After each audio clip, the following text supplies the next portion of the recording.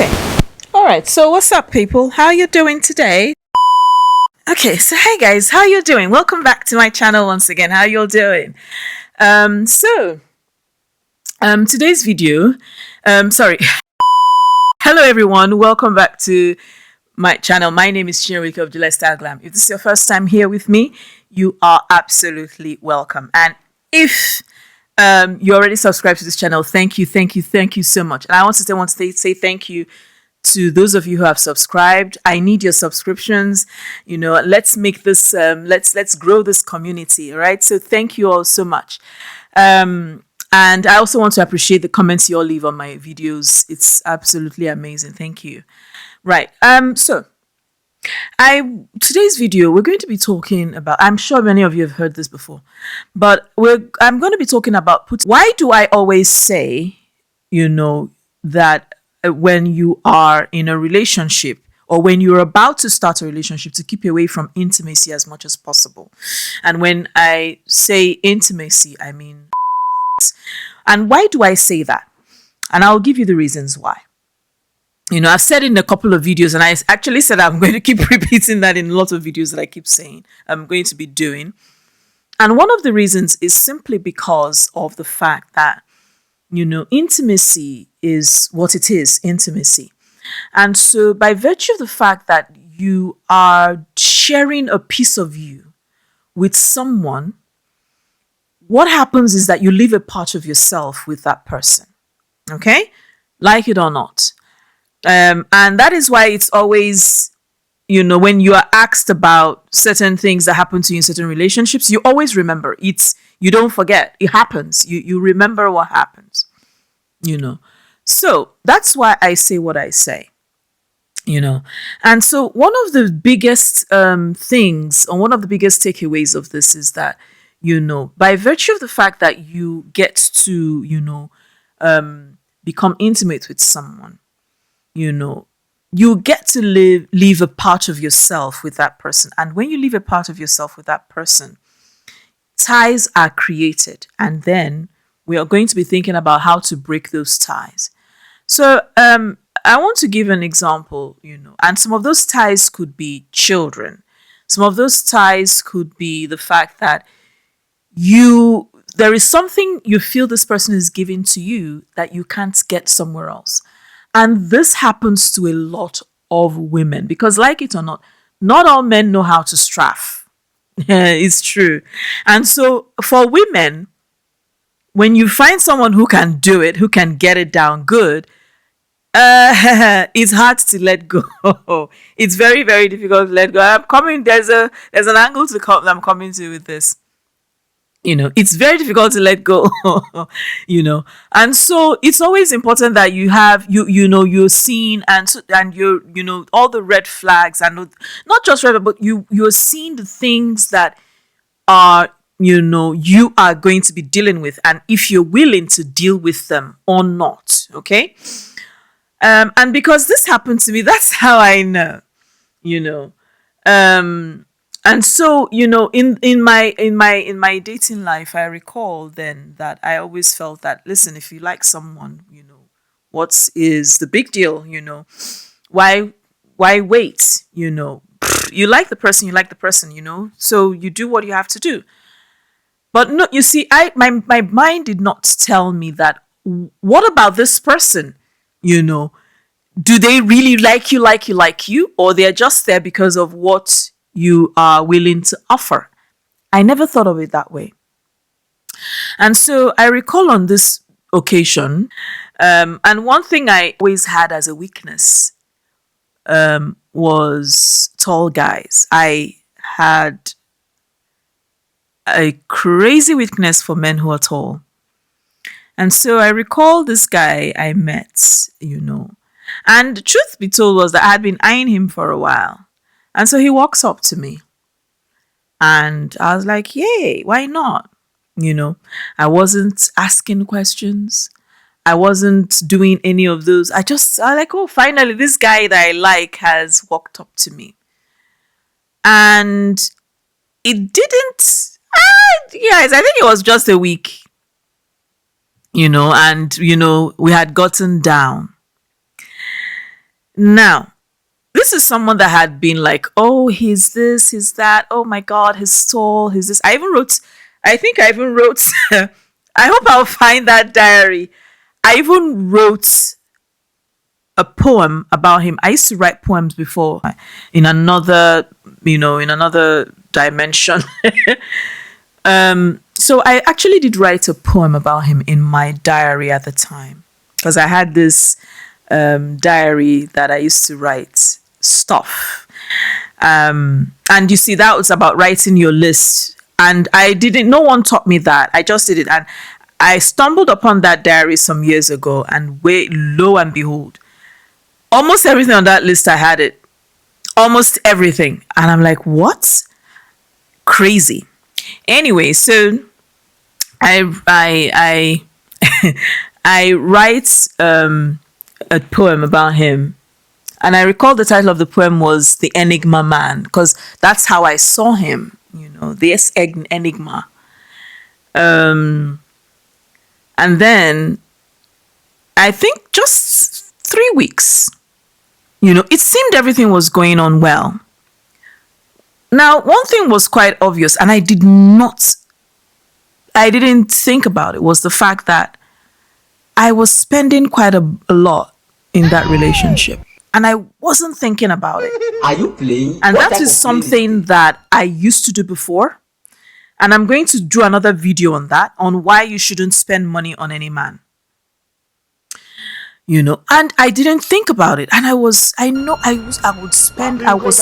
and I didn't think anything of it. I didn't bother for one moment thinking, oh, maybe he was supposed to get me lunch. Mind you, we were students at school at the time, at the university. And so one day we were talking at school like normal, and then I get back. I think I just had lunch in my dorm at the time, and then took my bag and I was off to his crib. I walk into the crib. Now, mind you, there is also a friend of his. There's also a friend of his who were very, very close. At least I had known this friend of his before him. And so I walk into his crib. I hadn't even stepped my foot in. And he tells me, well, I'm done with you. I was like, what's going on? It was shocking. He said, and he really spoke to me in very derogatory terms. I can't even utter here. Whatever you can think as derogatory, a supposed boyfriend would tell a girl, he told me.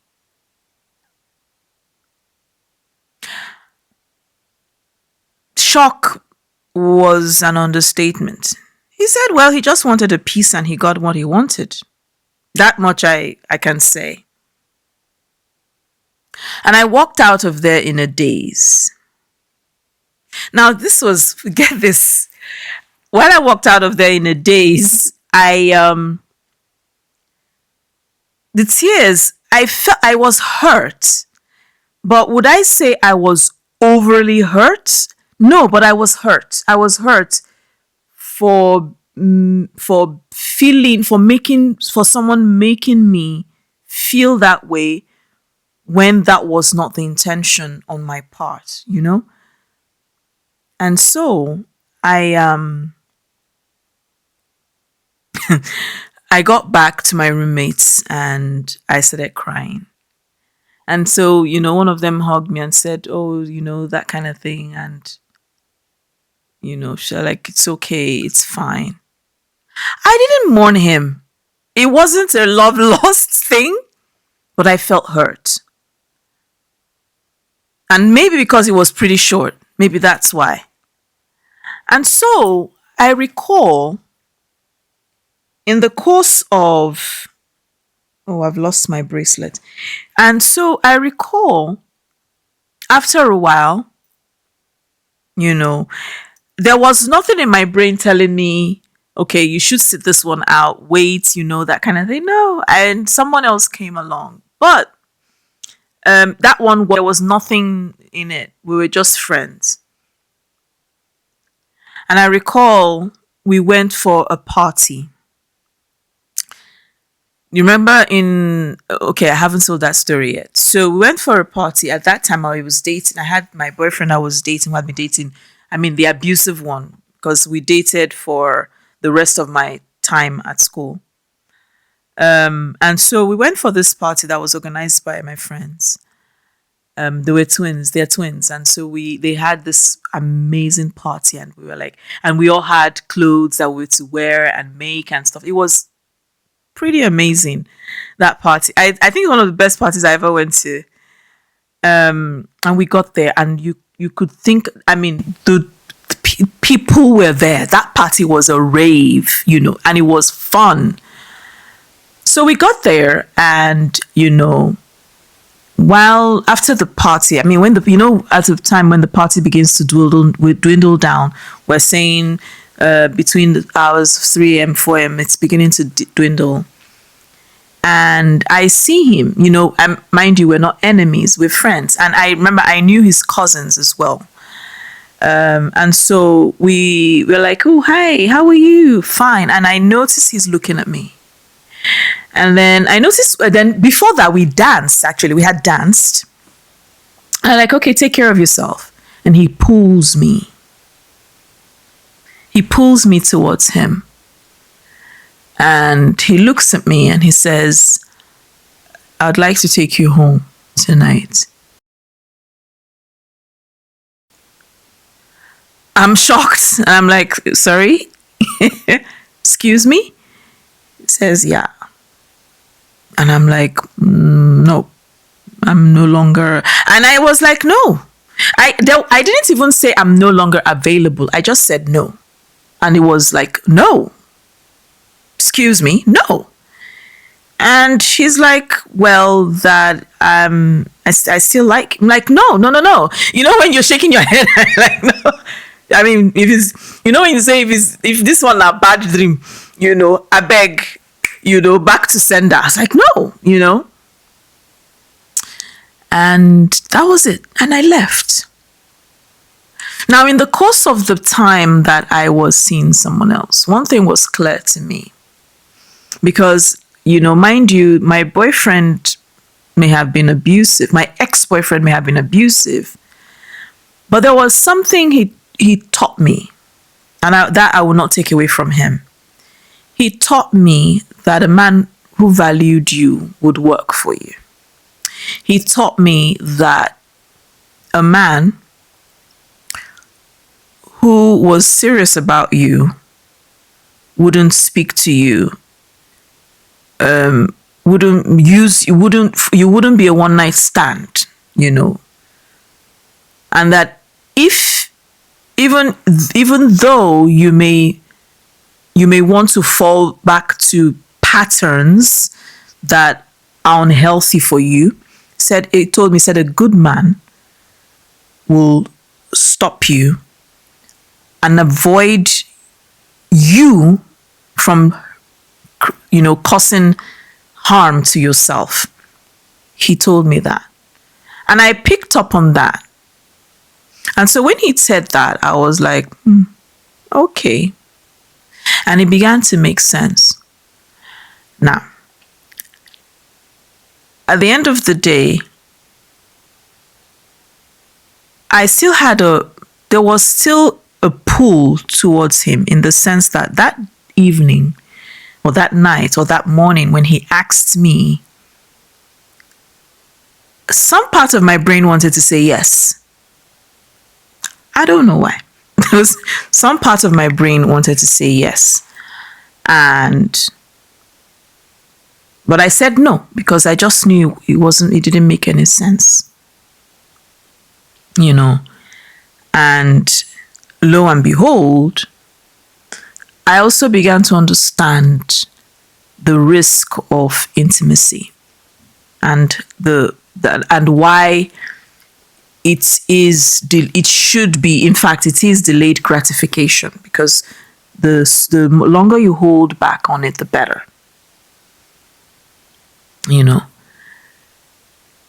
Now, something also that was quite noticeable for me was because I got to know this dude. It was difficult for me at the time. Yes, it was difficult for me to keep away because his cousins, he was always with his cousins, and his cousins were always with him.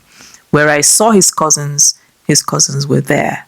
Where he was there, his cousins were, so it was quite difficult. And so our paths always crossed most of the time because he was quite close to his cousins. And one of the things that was, for me personally, was quite unhealthy was I felt obliged. Yes, I felt obliged to always, always, always want to talk to his cousins.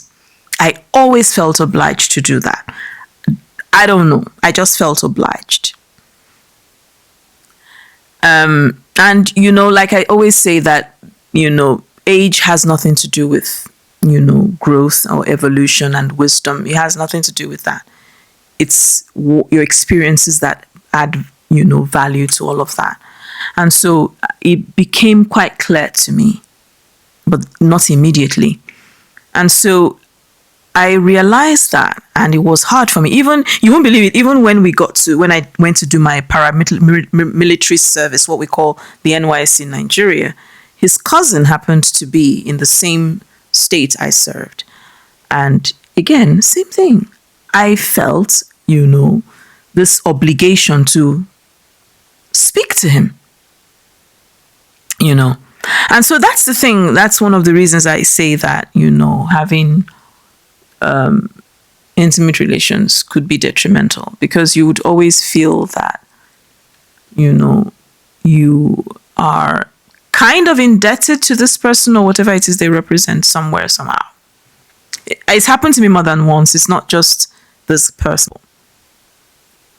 Another reason I'd say that also is that, if you look at a lot of things that have happened, using Cardi B as an example, it's always difficult that when you have been with an ex and you say you want to be friends with an ex, there's possibility or the chances or the probability that you and this person are going to have something again is 90%. Out of 10 is 9. And so there is need to create those boundaries and understand and realize that, you guys cannot keep doing this anymore. It's done. It's over. Everyone go their separate ways and create, reasons not to be found in the same place with the person. Another reason I'd say that as well, of course, is the one that I've always been, hammering about, is being away from, so that you can always see the signs that you fail to see. Because in my case, I could have easily understood that this wasn't where I was with this dude, or where I thought I wanted with this dude wasn't what he wanted. I could have noticed that. I could have noticed that probably after 2 or 3 weeks, if I did not give him the cookies, that he would have, faded away. I could have also noticed that he was a nasty person. Yes, because he was quite the, I could have actually noticed that he wasn't the kindest. And this is something I'm going to drum into every woman. Find you a kind man. In your list, put a kind-hearted person. You would never regret it. Ensure he is kind above all things. You want that. And so I would have known that he wasn't kind. And he was nasty. I would have seen that.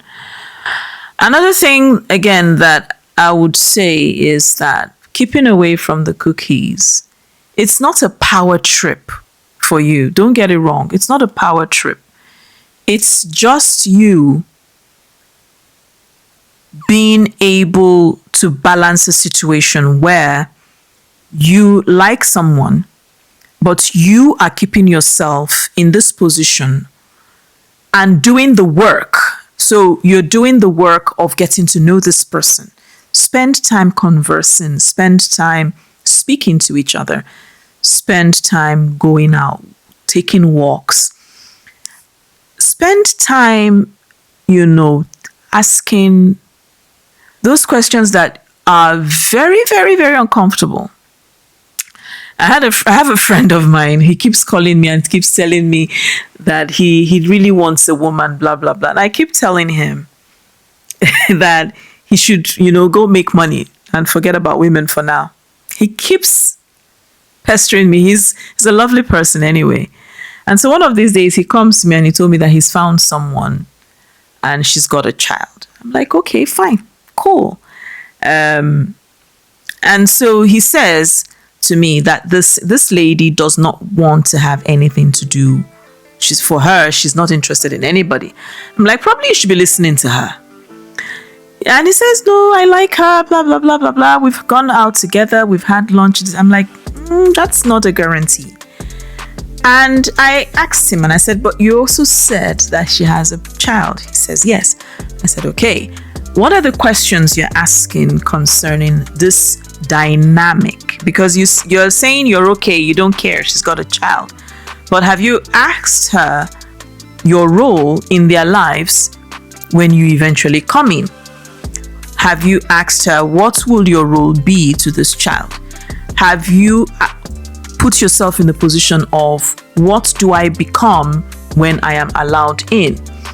She also talks about the fact that the child's father is very present. So have you also asked yourself, how would I put myself in this dynamic? Am I going to be comfortable with this or am I not going to be comfortable with this? How do we work this out? If I'm dating the mother and the father is still very, very active or is still very, then the father is very much in the child's life.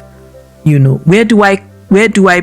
am I placed in all of this? Because, in this equation, there is the child and there is the father and then there's the mom and then there's you. So you are the bottom rank. So where do you put yourself? And these are the questions you're supposed to be asking, your friend, this person you are interested in. And he goes laughing. He says, that's true. I haven't thought about all that. And you see, the questions are the tough ones. Many of us just go in thinking, oh well, it's just the feeling, what they call it, the hormone. I need to remember the name of that hormone. Many of us are just very about that hormone. That hormone is working. Endorphins. The endorphins are working. That's what is making you think. But endorphins actually go high and then calm down. At the time the endorphins calm down, that is when you should be thinking. That's when you should be putting things down. That's when you should be testing. And when I mean test, I'm saying test all spirits. Okay? And we're going to talk about that, okay, in another video. So yeah, this is where I'm going to stop today. And feel free to leave your comments in the comment section below, and do not fail to like, do not fail to share, do not fail to leave your comments, and subscribe to my channel. Please subscribe to my channel. I would really, really, really, really be happy and grateful if you do. It doesn't cost you anything. You know that, right? It's free. It doesn't cost you anything. It's just that button and you're a member of the family. All right, and I'll see you guys in my next video. Bye.